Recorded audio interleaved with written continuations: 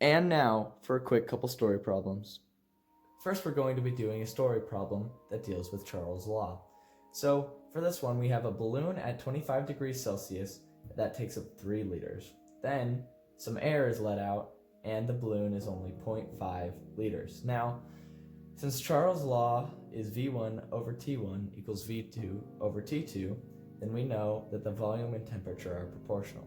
So here, if we just plug in the numbers, we have 3 liters over 25 degrees Celsius equals 0.5 liters over X. But this is a problem because Charles' law only works in Kelvin. Now, how do we convert 25 degrees to Kelvin? We just add 273.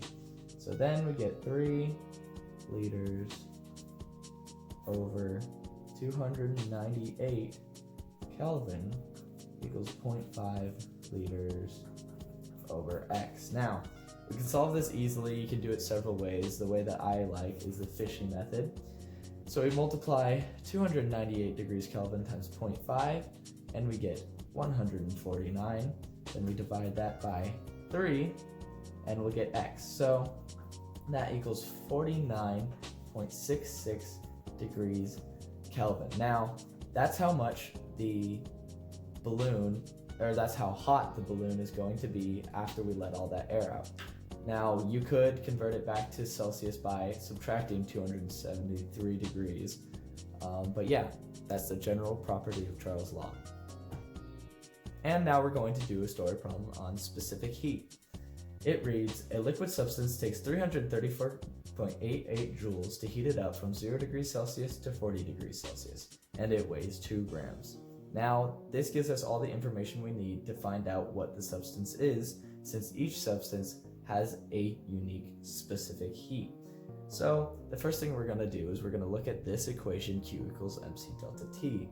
And as you can see, we have every single variable except for the specific heat. So let's plug it in. The heat energy transferred is 334.88 joules. And that equals the mass, which is 2 grams, multiplied by the specific heat, which we don't know we're solving for, multiplied by the change in temperature. So it goes from 0 degrees to 40 degrees, so that's 40 degrees Celsius. Easily we can multiply 2 times 40, we get 80 times C equals 334.88. Now, all we have to do is divide by 80 on both sides, and we get that C equals a specific heat of 4.186 joules per kilogram, Celsius. And that just happens to be the specific heat of water. And now we have figured out the specific heat of the liquid substance that was in this story problem. Thanks for watching.